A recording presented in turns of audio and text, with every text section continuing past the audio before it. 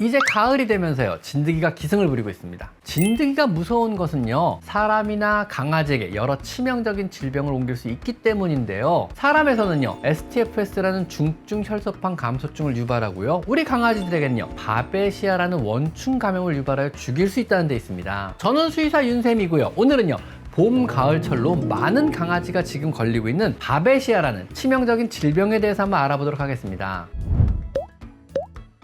강아지가 산책 중 진드기에 물리면은요, 바베시아라는 기생충에 걸릴 수도 있고요, 이로 인해 사망에 이를 수도 있습니다. 바베시아라는 것은요, 진드기에서 옮기는 아주 작은 원충성 기생충의 일종입니다. 이 아주 작은 기생충은요, 진드기의 몸속에 있다가 강아지가 산책 중 진드기에 물리면요, 여러분의 강아지를 물 때 입속의 타액과 함께 강아지의 몸속으로 들어옵니다. 그 이후에 혈액으로 침투해서 계속 자신을 복제하며 그 수를 늘리게 됩니다. 어느 정도 혈액 속에서 바베시아 원충의 숫자가 불어나게 되면은요, 혈구를요, 팝콘 터뜨리듯이 팡 하고 터뜨리며 나와서 다시 다른 적혈구 속으로 또 들어가게 됩니다. 이런 식으로 강아지 몸속의 적혈구들을 하나하나 터뜨리며 그 숫자를 늘리는 이런 종류 기생충입니다. 어느 정도 시간만 지나면은요, 온몸의 혈액을 모두 터뜨려 버리는 무서운 질병입니다. 몸속에서 피가 점점점 없어지는 질병이죠.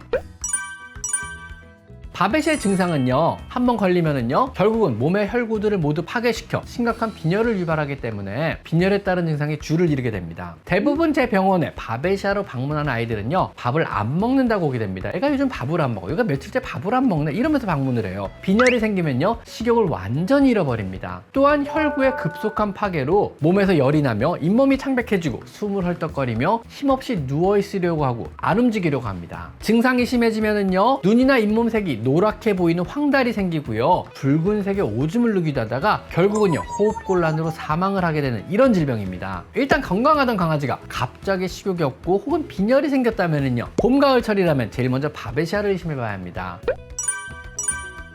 바베시아를 확인하는 방법은요, 간단한 키트 검사인 항체 검사와 복잡한 PCR 검사인 항원 검사, 이렇게 두 가지가 있습니다. 항체 검사란요, 바베시아에 걸린 후 강아지의 몸속에서는요, 바베시아에 대응하기 위해서 바베시아에 대한 항체라는 것이 만들어지고요, 이것의 유무를 보는 검사입니다. 대부분 병원에서 간단한 검사가 가능하고요, 피 한 방울로 5분 이내 결과를 확인할 수가 있습니다. 하지만 이 검사의 단점은요, 질병의 초기에는요, 아직 항체가 생기지 않기 때문에 걸렸음에도 검출을 할 수가 없다는 데 있습니다. 이때는 PCR 검사를 의뢰해야 합니다. 항원 검사, 항체가 아닌 바베시아 자체 유무를 검사하는 이런 방법입니다. 실험실로 피를 보내 의뢰를 할 수도 있고요, PCR 장비가 있는 병원이라면요, 40분 정도의 시간이면 검사가 가능합니다. 만약 식욕이 없고 경도에 빈혈이 있다면 간단한 바베시아 항체 검사에서도요, 음성이 나온 아이라면요, 반드시 PCR 검사를 진행해 봐야 합니다. 사실 건강하던 아이에게 갑자기 빈혈을 유발할 만한 질병은요, 그리 많지 않고요, 더구나 계절적으로 봄, 가을이라면요, 혹은 산책을 잘 좋아하는 아이라면요, 바베시아를 확률이 높기 때문에 그렇습니다.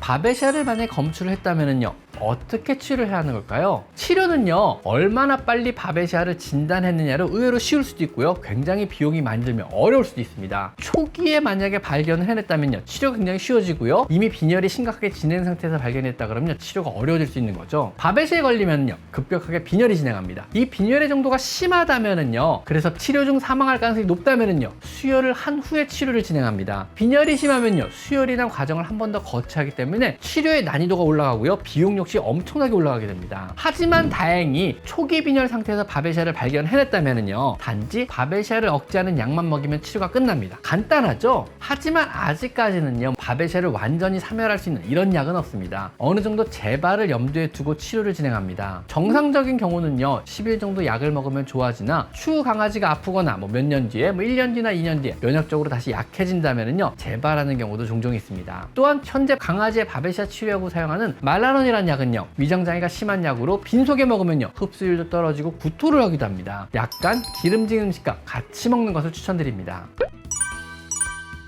그럼 바베시아에 어떻게 하면 안 걸릴 수 있을까요? 예방 방법은 있는 걸까요? 진드기에 안 물리는 것이 최선입니다. 우선 진드기도 죽일 수 있는 구충제인 먹는 타입의 브라벡토나 넥스가드, 혹은 바르는 타입의 프론트라인 플러스나 레볼루션 플러스, 혹은 목걸이 타입의 세로토 등을 사용해서 최대한 진드기를 예방해줍니다. 산책은요, 되도록 나무나 잔디가 없는 보도블록이나 아스팔트가 깔린 곳으로만 다니시고요, 또한 비온 직후에는 산책은 되도록 안 하실 것도 추천드립니다. 산책 후에는요, 세심하게 피부를 브러싱해 주시면서 진드기가 붙어있진 않은지 관찰합니다. 만약 진드기가 붙은 것을 발견했다면요, 절대 손으로 뜯어내지 마시고 시중에서 1, 2천 원이면 구입할 수 있는 진드기 후크를 사용해서 제거를 하셔야 합니다. 그래야 진드기를 깨끗하게 제거할 수 있고요. 여러분이 혹시라도 진드기에게 물려 STFS 같은 중증 혈소판 감소증에 걸리는 건 역시 막을 수가 있습니다.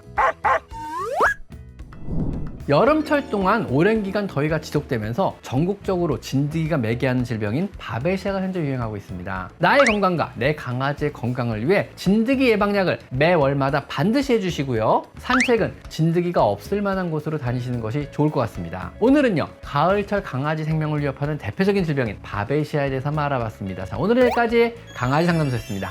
감사합니다.